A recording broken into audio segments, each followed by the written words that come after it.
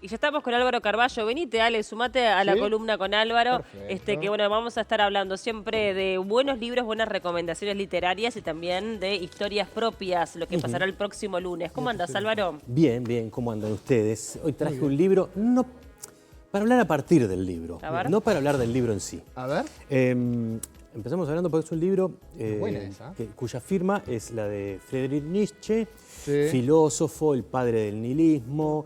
Dios ha muerto. El autor de la frase Dios ha muerto, pero su cadáver aún respira. Sí. Desarrollador de la teoría del superhombre, que no es un hombre superior, sino que es el que se anima a vivir con la duda y con la insignificancia del ser humano. De la teoría del poder, que tampoco implica dominación, sino el poder como la forma de llevar adelante un deseo y de concretar algo. O sea, un filósofo brutal, con una obra que marcó la historia de la filosofía, por lo menos en los últimos 200 años, tranquilamente, ¿no? Bueno, me fui anotando porque había muchas cosas y voy a ir chusmeando los apuntes. Bien. Porque él, voy a dar como primer dato que él muere en un psiquiátrico en el año 1900 y muere de neurosífilis, o sea, un problema neuronal generado por la sífilis. Él habla en algunas cartas y en algunos de sus libros, da a entender algunos de los síntomas y de lo que va padeciendo, pero jamás nombra a la sífilis con su nombre, digamos, ¿no? Jamás la llama No sabía así. que a partir de la sífilis uno podría llegar a tener un problema neuronal, mirá. Yo no lo Me estoy sabía enterando por tampoco, vos. no lo sabía, me enteré ahora y la verdad que no investigué más sobre ese punto, pero es lo que he encontrado. Pero quédense con el dato de que él jamás llamó a la sífilis por su nombre. Eso, quédense con ese dato. Bien. Publicó algunas cosas en su vida, pero a partir de su muerte, su hermana Elizabeth pasa a ser la albacea, se diría ahora, la dueña de los derechos de la obra, pasa a ser quien empieza a publicar material de él. No permite el acceso público a la obra, sino que muy celosamente ella guarda todo y lo publica. Varios investigadores confirman, años después, ella muere en 1935, y varios investigadores confirman que por lo menos había tergiversado 30 cartas públicas de su hermano, las había retocado para ponerle ideas suyas, y Mira. también varias de sus obras. Hubo que reconstruir buena parte de la obra. Entonces, a partir de este libro que se llama Mi hermana y yo, vamos a empezar a hablar de quién era Elizabeth Nietzsche también. Claro. Espectacular. Porque este libro aparece además en 1951, publicado por primera vez en Nueva York. Sí. Qué raro, ¿no? Porque en Nueva York, y el tipo, ¿por qué no se publicó en Alemania antes? Pero además no aparece el original. Se arma una leyenda, o se dice una leyenda, de que cuando él estaba internado en ese neuropsiquiátrico, a un paciente, a un interno que estaba por salir, él le da como bajo cuerda el manuscrito y le dice, por favor, encárgate que esto le llegue a mi familia y publicalo. Y que lo publiquen. Pero ese manuscrito, en definitiva, no aparece nunca y no se sabe cómo el otro paciente del internado se lo dio a alguien y de ese alguien a otro alguien y termina llegando a que lo publiquen 51 años después que se murió él y 16 años después que había muerto también su hermana, que era la heredera de toda la obra. Es el libro, si uno lo lee... Qué interesante toda esa historia, ¿no? Sí. Ese manuscrito, cómo fue pasando, andás a ver dónde terminó y alguien lo terminó rescatando. Y ahí Sí, es que existió. Bueno, esa es la pregunta, ahí va. sí, claro. Porque ahora empiezan a aparecer algunas cosas cuando uno lo lee. Hay cuenta, por ejemplo, que cuando Federico tiene 6 años, su hermano más chico, que se llamaba José, todos nombres en alemán, pero prefiero españolizarlos, Sí, claro. su hermano muere con 2 años, ¿no? Es decir, él tenía 6, el hermano muere con 2, su hermana Elizabeth tenía 4. Y en este libro aparece muy explícitamente relatado que la noche que muere José, su hermana de 4 años le pide para entrar a la cama con él, porque al lado de él iba a estar calentita, y que empieza a hacer una serie de lo que ahora se diría toqueteos impropios. Una niña de 4 años al hermano de 6. Y él habla de los calores que le suben. El tipo que no nombraba la sífilis por su nombre, ¿hablaría de todo esto de manera tan explícita? Yo lo tiro como nada, como algo que empieza a generar márgenes de duda. Bueno, sí, genera, pero puede pasar, o sea, podría ser también, digo, en definitiva, en ese periodo de su vida, ¿no? Ya llegando prácticamente al Que recordara o que fuera parte del delirio. o parte del delirio en ese contexto, ¿no? Digo, Que en teniendo en ese cuenta que estaba en un contexto psiquiátrico. lo hubiera escrito. Pero tiempo después aparece, tengo los nombres anotados porque es alucinante, es una cadena. Había un plagiario de libros muy famoso que se llamaba Samuel Roth. Era conocido como falsificador de libros y plagiario, que estaba en los últimos tiempos de su vida, pero quería hacer una moneda fácil. Y entonces contrata a otro, que se llamaba David Plotkin, y le pide que sea escritor fantasma de un libro, que lo escriba como si fuera Nietzsche. Esto se supone, porque en ningún lado pude encontrarla, y nadie da fe de ser el que estuvo presente, que Plotkin lo declara y lo confiesa cuando se está muriendo. Sí, el que escribió mi hermano y yo fui yo. Entonces, este libro se considera apócrifo. En realidad no sería un libro escrito por Nietzsche, ni siquiera por su hermana, sino por un plagiario, por un tipo que le copió el estilo. Eso te iba a preguntar, el tema, el estilo, ¿se ve identificado de alguna manera o no? Bueno, los estudiosos a fondo, digamos, de la obra, ¿no? Uno que ha leído un par de libros y se cree que tiene derecho a hablar, sino que lo han estudiado en serio, dicen que hay tramos en los cuales notan el estilo está muy bien logrado, pero no aceptan incluirlo dentro de la obra de Nietzsche como un texto original suyo, sino que lo dejan por fuera. Por otro lado están los que dicen, bueno, pero las editoriales lo siguen publicando como si fuera suyo y entonces para nosotros es cierto, y hay gente que considera que allí hay algunas ideas que valen la pena y que por eso lo leen y lo siguen. Pero vamos a seguir hablando de Elizabeth, que era tremendo personaje. Elizabeth en 1883 se casa con un médico que se llamaba Bernard Foster. Bernard Foster en esa época era... Bueno, era un nazi, pero en la época el nazi todavía no se llamaba nazi, ¿no? Era un tipo con unas ideas muy particulares. Nacionalista. Ellos se casan y piensan un plan alucinante. Dicen, bueno, tenemos que lograr tener un territorio para la raza aria. ¿Dónde lo podemos conseguir? ¿Qué había pasado pocos años antes? Paraguay había quedado devastado por la guerra de la Triple Alianza. Entonces dicen, nos vamos a Paraguay, compramos una tierra grande o pactamos con el Estado llevar varias familias de arios y armamos nuestro pueblo ahí. Y se vienen y lo arman, se llama Villa Germania.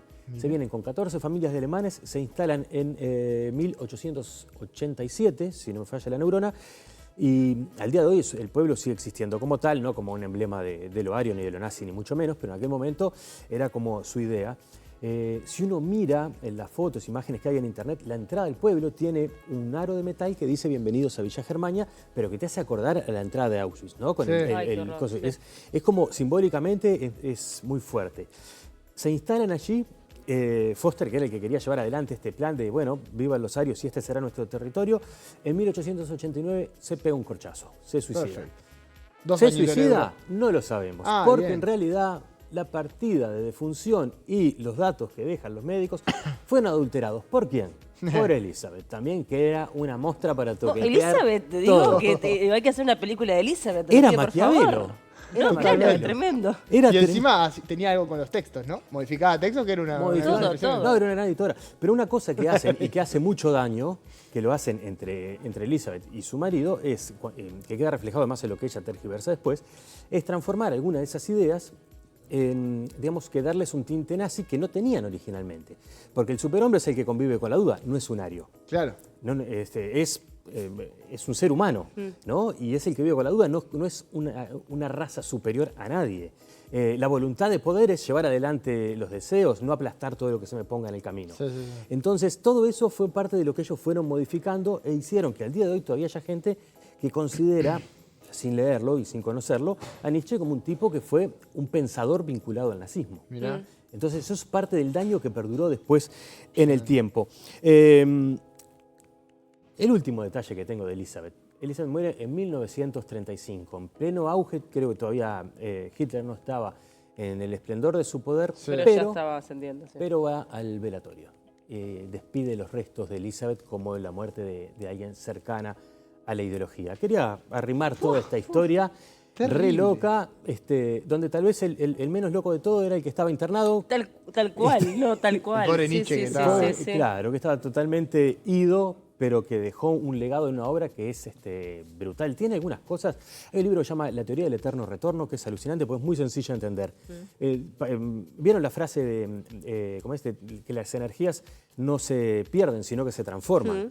Entonces, el tipo lo que dice es que si partimos de que esa base, esa frase es cierta, en el mundo las fuerzas son limitadas y solo podrán combinarse de una cantidad de formas posibles, pero va a ser limitada, porque si las fuerzas son limitadas y se pueden transformar, la combinación también será limitada y entonces todo se va a repetir eternamente. Claro. Esto está desarrollado de una manera mucho más interesante que este cuento mío y en muchas páginas, pero es un pensador que es muy lindo de leer, escribe en aforismos relativamente breves, de párrafo y medio, carilla a reventar, y entonces eso sirve también para que cuando uno se pone a leerlo Diga, leo un tramo, mastico esta idea y Claro. lo vuelvo a retomar dentro de 2 meses, ¿no? Claro, y bien interesante además, digo, cómo termina, ¿no? Considerado absolutamente un delirante Sí. y bueno, y muchas de las cosas hoy siguen vigentes, ¿no? Nos permiten el pensamiento. Bueno, la frase que decía Alejo hoy, ¿no? Dios ha muerto, pero su cadáver aún respira.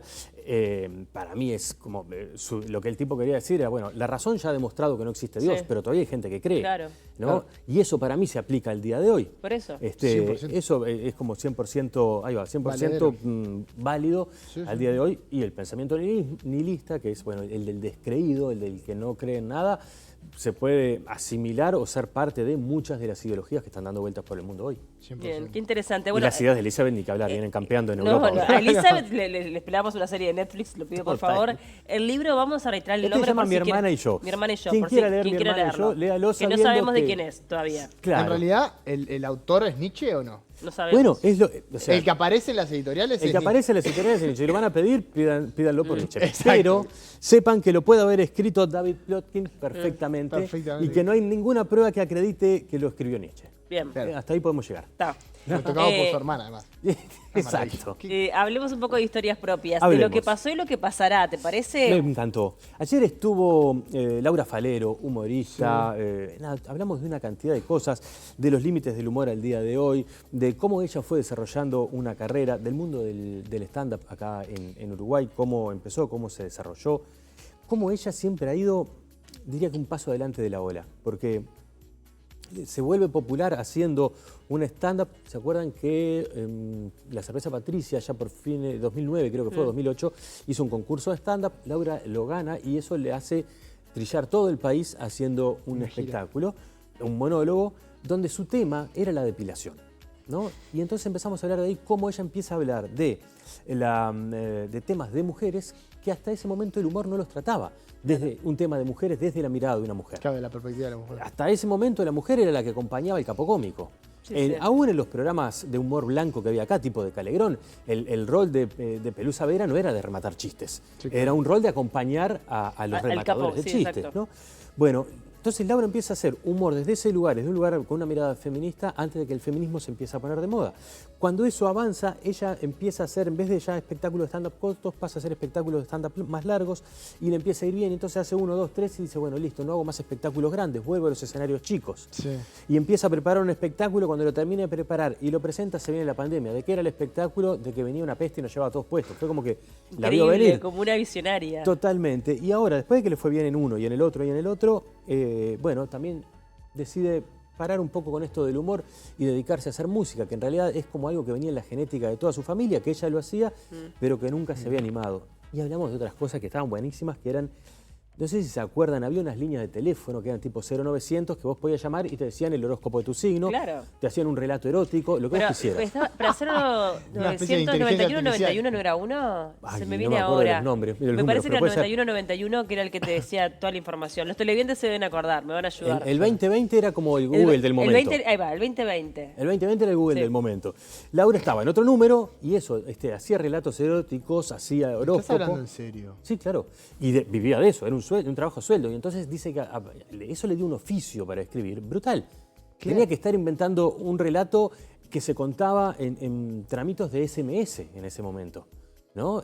Maravilla. Ay, ¿Y qué dónde te imaginas que estoy? Entonces, el que pedía el mensaje de turno, y entonces hacía tanto de hombre que respondía o de mujer que respondía el mensaje maravilla. según la cabeza de la persona que pedía. No, eso estuvo...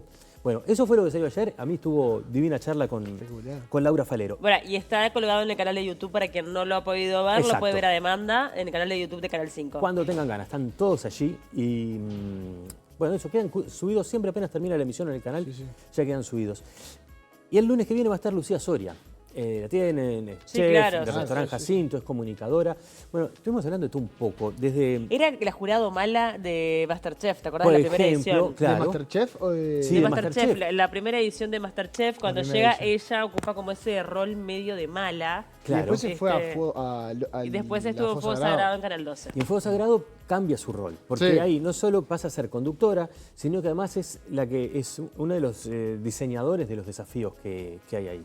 Pero hablamos, por ejemplo, cuando ella vivió en Pueblo Garzón y trabajaba con Francis Malman, y cómo su perro, ella tenía un perrito, y ahora el perrito mejor alimentado Claro. del condado, porque comía todas las sobras. Entonces, el perrito comía salmón ahumado, comía, no, tenía una dieta brutal. Y Malman, que tardás que digo, tiene la fama de los precios exorbitantes, hay que Sí. decirlo, que cada temporada hablamos sí. de la milanesa De o sea, 5.500 de pesos. 5.500 Jamás pesos. comí una milanesa de Francis Malman. Bueno, no. Bueno, debe ser muy rica. Debe ser, supongo. Debe estar buena. debe ser muy rica. Nadie está hablando de los De la calidad. de la calidad Claro. y los Sí, dotes sí, sí, como gastrónomo de Malman, pero los precios son Ahí para ven. muy pocos. Después también hablamos de la vida en Garzón. Ella venía de trabajar, por ejemplo, en Nueva York. Trabajaba en los Hamptons, en playas y demás, y se vino acá a hacer a trabajar en el restaurante de Malman. ¿Y cómo pasó de la vida en la urbe, en Buenos Aires, después a la de Nueva York, y vino acá como al extremo opuesto? No, porque además mira lo que es Garzón. ¿Has Bien. ido alguna vez? Sí, Es lo un mejor. pueblito de nada, la plaza y 4 casas alrededor. Sí, y los restos de una estación de tren hermosísima. Sí, sí, sí. Y Más nada. un boliche de pueblo precioso, además del de Malman, a una cuadra para el otro lado, como en un garaje, había un bolichito de pueblo que era divino y los personajes que te encontrás ahí Bien. eran preciosos. Hablamos de esos personajes, de con personajes. quienes ella se encontraba cuando salía a caminar y sabía que si saludaba a la vecina de la otra cuadra, se tenía que predisponer a charlar, porque no corría el tiempo de la misma manera al que ella venía acostumbrada, ni la ropa. Se ríe de las primeras ropas, de las polleritas cortas en el pueblo y cómo tuvo que ir cambiando hábitos, cómo se adaptó a Uruguay, cómo se transformó en emprendedora. Y le hice una pregunta sobre si es cierto que el sueño de todo chef es lograr lo que le pasa al crítico gastronómico de la película Ratatouille. Si el chef lo que quiere es Claro. que vos te sientes ahí y que cuando empezás a comer le digas, me recordaste las emociones de mi infancia. O sea que reflexionamos sobre la cocina y un ítem que nos conectó brutalmente, las papas y la endorfina, es lo único que voy a decir. Ella cuando está de bajón come papas. Mirá. Cuando come papa, pero... Yo sabía que la papa que con te cualquier levanta- tipo de cocción, profundicemos Papa, en eso. este, Papa como producto. Bueno, a la conclusión que llegamos es a que alguien debería hacer un estudio académico sobre el vínculo entre las papas y las endorfinas, que capaz que nosotros no conocemos. Mirá. Pero sí, la papa cocida de cualquier manera pega bien. Bien, Papa, me encantó. increíblemente me sale el dicho de cuando algo no tiene mucha gracia, la papa sin sal. Bueno, ponele sal y te levanta la vida, te diría. Sí, claro. Otra cosa estuvo buenísima, tiene un hijo. Sí. Vos sabés, Sí, sí, sí. a vos te tocará cuando tengas ganas, pero cuando uno tiene un gurí, hay momentos que come y momentos en los que popularmente jeringuea y no te quiere comer No quiere nada. comer nada. Vos decís, bueno, ¿qué onda el hijo de una chef? Claro. Claro. Le jeringuea como loco. Como todo. Mal. Claro, claro. Pero además, hablando de las papas, ella dice, bueno, me tomo la disposición pelar, cortar y hacer unas papas fritas caseras y el pibe come un par y le dice que prefiere las de, Y claro, las de una bolsa. cadena de hamburguesas. La de la M. Las de los arcos dorados. ¿no? Es Total. tremendo. Me parece una gran frustración. Claro, claro. Pero nada, una charla que para mí estuvo muy divertida y ella me resultó una tipa muy generosa y muy dispuesta a conversar Sí. y muy cálida, muy agradable. Muy cálida y tiene como una cosa ahí como de humor ácido, así Sí. que me parece que es muy, muy Se ríe interesante. de sí misma, ¿viste? Se ríe de sí misma, me parece eso muy es. interesante ella, sí. Yo tengo el libro de ella, es muy bueno. Sí, Y le he cuenta sacado muy varios bien. piques ahí. Sí, cuenta muy bien. Buscó hacerlo muy accesible. Además, ella dijo, bueno, yo con esto no lo saco del todo de lo de escribir y se juntó con gente que Sí. le hizo más llano el texto. lenguaje, el texto. Sí, bien interesante. Bueno, Álvaro, quedan todos invitados el próximo lunes, Ahí va. esta charla con Lucía Soria y bueno, todos los programas de historias propias en el canal de YouTube para que vayan cuando tengan ganas a bicharlos y a disfrutarlos. Gracias por Incluso abrir si la quieren puerta. ver la columna también queda. También queda la columna también, en YouTube. sí. también. Exacto. Está todo Ya bien. estaban mandando mensajes, dijeron, abrazo grande, gracias por entretenernos, muy interesante el comentario del libro. Ah, bueno, Bien, ya arriba. se van Y el otro sumando. día nos mandaron mensajes. No sé si fue el día del. No me acuerdo qué día fue que hicimos, pero varios mensajes destacando las entrevistas Ah, de bueno. historias propias. Se agradece, se agradece. Por la Laburamos profundidad, para por el ello. tiempo Sí. para hablar, etc. Sí. Gracias, Ah, Álvaro. bueno, A ustedes, gracias por abrir la puerta.